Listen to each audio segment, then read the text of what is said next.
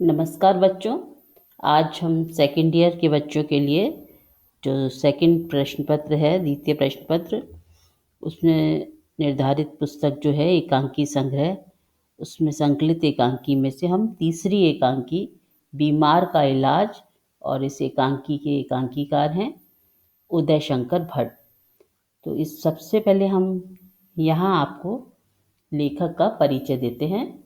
इनका लेखक का जन्म 3 अगस्त 1898 में हुआ था और देहावसान 1966 में। जन्म स्थान इटावा है। लेखक के परिचय के रूप में मैं कुछ इनकी शिक्षा के बारे में बताती हूँ। इन्होंने काशी विश्वविद्यालय से बीए किया था और लाहौर में हिंदी और संस्कृत के अध्यापक रहे थे। स्वतंत्रता आंदोलन में सक्रिय भूमिका रही है इनकी, तथा दिल्ली आकाशवाणी में परामर्शदाता और निदेशक के पद पर कार्य किया। नागपुर और जयपुर रेडियो केंद्रों पर अपनी सेवाएं दी। इसी क्रम में मैं आपको इनके साहित्यिक योगदान के बारे में बताती हूँ। सेवानिवृत्ति के पश्चात उदय शंकर भट्ट ने कहानी, उपन्यास, आलोचना एवं नाटक लिखे। प्रमुख रचनाओं को यहाँ उल्लेख करती हूँ। पहला है इनका काव्य संग्रह। इनमें मैं प्रमुख काव्य संग्रह का जिक्र करूंगी। तक्षशिला, राका, मानसी, अमृत और विष। उपन्यास इनके जो प्रसिद्ध रहे हैं, सागर, लहरें और मनुष्य, लोक परलोक, शेष अशेष। एकांकी संग्रह जिनका हम नामोल्लेख या प्रथम कतार में उनका वर्णन करते हैं, वो इस तरह से हैं। समस्या का अंत, पर्दे के पीछे, अंत्योदय और धूम शिखा आदि। अब हम यहाँ पर एकांकी के जो विषय इनके रहे हैं, कि इन्होंने अपनी एकांकी के जो विषय चुने हैं उनके बारे में संक्षिप्त सा परिचय दे देती हूँ मैं आपको। उदय शंकर भट्ट बहुमुखी प्रतिभा के धनी थे तथा रेडियो की दृष्टि से गीति नाट्य लिखे थे इन्होंने। इनकी द्वारा लिखी हुई एकांकियों में वर्तमान समाज और आधुनिक जीवन की समस्याओं का वर्णन किया गया है तथा एकांकियों में कुरीतियों, अंधविश्वास, धर्मावंडरों तथा आर्थिक कष्टों का वर्णन भी मिलता है। इनकी एकांकियों में मानव के प्रति सहज निष्ठा और जीवन के प्रति अनुराग को दर्शाया गया है।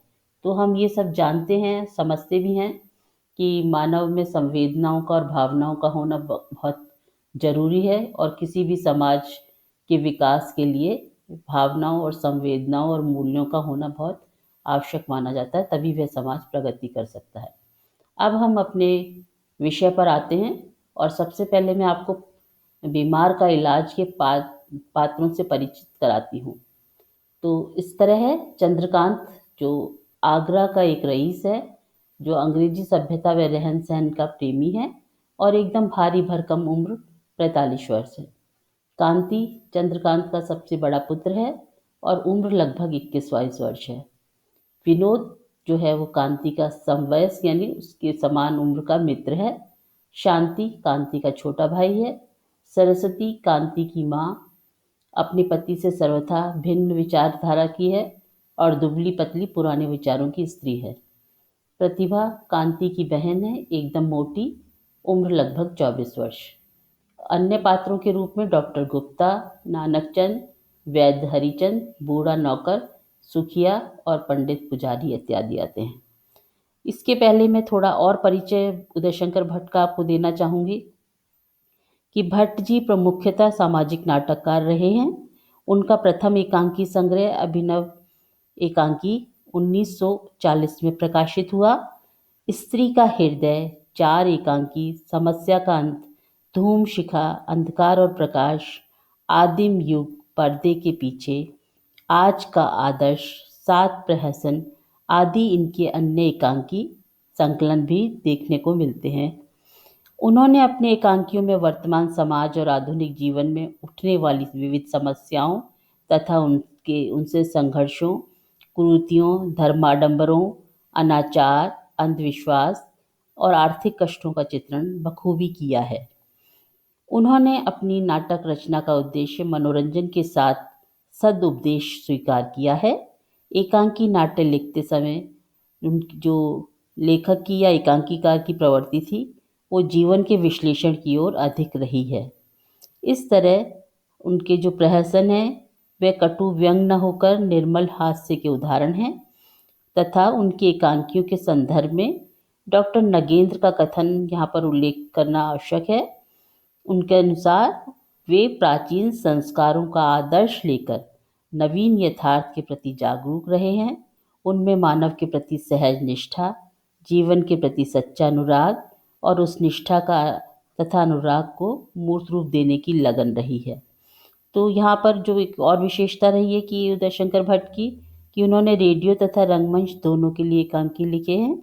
और इस तरह से हम आगे समझने का प्रयास करें तो उदय शंकर भट्ट के जो सामाजिक हास्यमूलक नाटकों के जो पात्र हैं, वो एक तरह से हमारे जीवन के बहुत नज़दीक हैं और हमारे चिर परिचित पात्रों के रूप में सामने आए हैं।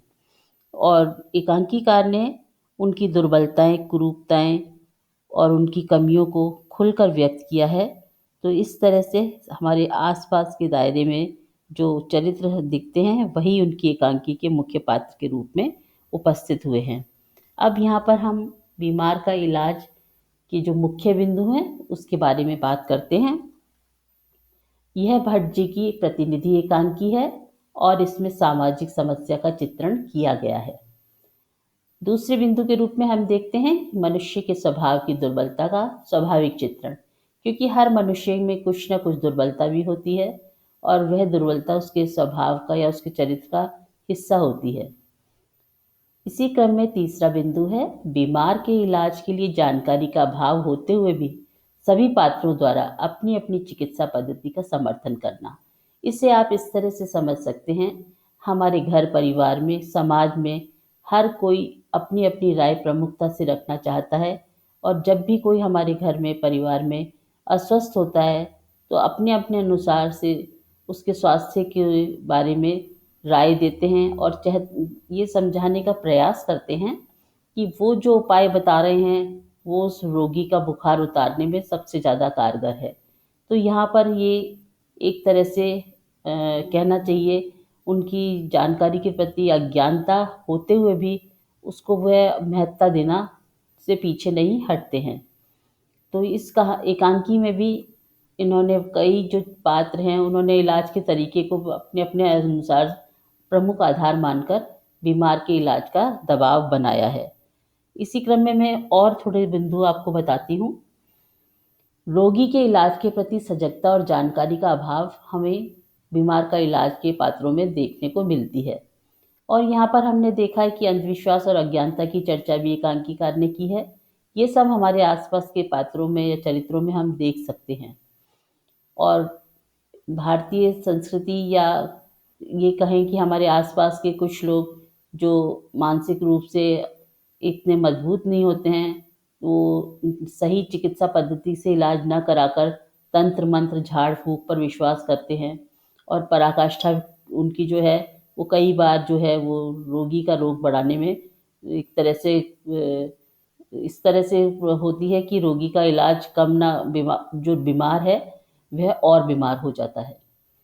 यहाँ पर हम देखते हैं कि एकांकीकार ने जो अपने भाषा का प्रयोग किया है, वह सरल और पात्रों के अनुकूल है, तथा एकांकी में क्षेत्रीय शब्दावली के साथ मुहावरों का प्रयोग है। और कोई भी मुहावरे या कहावतें होती हैं, वह हम जानते हैं भाषा को गति और रोचक बनाने में हमेशा से सहायक रही हैं। इसी क्रम में है मैं बीमार का इलाज के बारे में आपको बताती हूँ कि एकांकीकार क्या कहना चाहते हैं। तो ये जो हमारी एकांकी है, बीमार का इलाज, सामाजिक समस्याओं का हृदय स्पर्शी एकांकी लिखने वाले उदय शंकर भट्ट का एक कहना चाहिए प्रतिनिधि एकांकी रहा है। और इस एकांकी में भट्ट जी ने हमारी मानसिकता का जो बहुत ही तार्किक वर्णन किया है। स्वभाव से हम कुछ न जानते हुए भी अपने आप को सर्वज्ञ मानने का प्रयास करते हैं, और ये हम अक्सर देखते हैं कि कुछ लोग इस तरह के ही होते हैं जो अपनी रुचियों को, अपने विचारों को दूसरों पर थोपने से बाज नहीं आते हैं। विभिन्न बीमारियों के विषय में हर व्यक्ति का अपना नज़रिया है और वही दृष्टि में अपने आप को पूर्ण मानता है। भले ही हम स्वास्थ्य विज्ञान के विषय में कुछ न जानते हों, पर हर बीमारी का इलाज हमारे पास है। और ये आसपास के लोगों के बीच आपके अनुभव का विषय भी रहा होगा कि अगर किसी को जरा सा बुखार आ जाए, कुछ त्वचा संबंधी बीमारी हो जाए, तो 10 तरह के नुस्खे अड़ोस पड़ोस और परिवार के लोगों के द्वारा फौरन वो लेकर उपस्थित हो जाते हैं और अपने द्वारा बताए हुए नुस्खे को ही कारगर बताने का भरसक प्रयास करते हैं। इस एकांकी में एक परिवार में कांति का मित्र विनोद गांव घूमने आता है, किंतु उसे वहां पहुंचते ही बुखार आ जाता है, अस्वस्थ हो जाता है। और कांति जो है वह गांव जाने के लिए तैयार है, क्योंकि उसे वहां आवश्यक कार्य से बुलाया गया है। कांति होम्योपैथिक डॉक्टर नानक चंद को दिखाने का सुझाव देकर चला जाता है। तो चंद्रकांत अर्थात जो कांति के पिता हैं, वो डॉक्टर गुप्ता को बुलाने के बारे में अपनी राय व्यक्त करते हैं। और इसी क्रम में जो कांति की माता हैं सरस्वती, वो मंदिर से पंडित जी को बुलाकर विनोद को इलाज का या उपचार करना चाहती हैं। पंडित जी मंत्र की ताकत की बात करते हैं। इसी समय डॉक्टर गुप्ता आते हैं और विनोद को देखते हैं। तो इस तरह हमने इस छोटे से संदर्भ में देखा होम्योपैथिक, आयुर्वेद और एलोपैथी। उसके बाद इन सब से भी ऊपर उनकी जो माता हैं वह कम पढ़ी लिखी हैं, अज्ञानी हैं, तो वह अपनी जितना उनका बुद्धि विवेक काम करता है उसके अनुसार पंडित जी को बुलाकर जो विनोद का इलाज करने का प्रस्ताव रखती हैं। तो यहाँ पर हम देखते हैं कि कांति की बहन शांति वो एक वैद्य हरिचंद को लेकर आ जाती है और वे विनोद को देखते हैं, पर डॉक्टर गुप्ता के आने पर वे नाराजगी व्यक्त करते हैं, क्योंकि जो एक चिकित्सा पद्धति का समर्थक है वह दूसरे की उपस्थिति को नागवार समझता है। चंद्रकांत वैद्य जी को मूर्ख मानते हैं, पर घर का नौकर झाड़ फूक द्वारा विनोद का इलाज करने का प्रस्ताव देता है। तो यहाँ हम देख रहे हैं कि जितने पात्र हैं उनका जैसा बुद्धि विवेक है, उनका जैसा ज्ञान है, उनका जैसा अनुभव है, वो उसको सर्वस्व मानते हुए और जानकारी का अभाव को न स्वीकारते हुए अपने ही तरीके के इलाज को प्राथमिकता देने पर आमादा है। इसी क्रम में ओझा आता है, उसकी सलाह भी दी जाती है। पर यहाँ पर हम देख रहे हैं कि रोगी जो विनोद है उस पर तरह तरह के नए नए प्रयोग करने के लिए हर कोई अपने आप को एकदम उद्विग्न या तत्पर पाता है। और इन सब किस्से जो विनोद बुखार से पीड़ित है, ज्वर से पीड़ित है, वो घबरा जाता है, क्योंकि सामान्य सा ज्वर था, उसका इलाज भी सामान्य सा था, पर इतने सारे लोगों की सलाह से एक रोगी घबरा जाता है। तो इस एकांकी का जो शीर्षक है बीमार का इलाज, वो हम देखते हैं एकदम सार्थक है और उपयुक्त है। वह किसी की दवा न लेने की बात कहता है जब विनोद घबरा जाता है, और घर वालों की हालत देखकर डॉक्टर कहता है कि इस घर के सभी लोग बीमार हैं। तो यहाँ पर लेखक संदेश देता है कि अज्ञान के आधार पर व्यर्थ के सुझाव से किसी का भला नहीं हो सकता। तो यहाँ जो प्रमुख बात है कि बीमार का इलाज करने के प्रयास में घर के बाकी सारे लोग ज़्यादा बीमार नज़र आते हैं, क्योंकि वह अज्ञानता और जानकारी के अभाव में अपनी अपनी बात पर अड़े हुए हैं। तो बीमार विनोद ना होकर ऐसा प्रतीत होता है शेष सारे लोग हैं जो अपने आप के स्वस्थ होने का दावा करते हैं। तो ये एक व्यंग प्रधान रचना है, और यहाँ हम अपने समाज में आसपास ऐसे चरित्र भी देखते हैं जो छोटे मोटे इलाजों का, छोटी मोटी बीमारियों का इलाज अपने अपने नुस्खे बताकर करने पर एकदम आमादा रहते हैं और भरोसा करते हैं। तो इसमें जो अंधविश्वास है, जो कुरीति है, अज्ञानता है, उसको एकांकीकार ने बखूबी उभारा है और उसमें वे पूर्णतः सफल भी हुए हैं। तो इस तरह से इस एकांकी को हम यहीं समाप्त करते हैं और आशा करती हूँ आपको ये बखूबी समझ में आ गई होगी।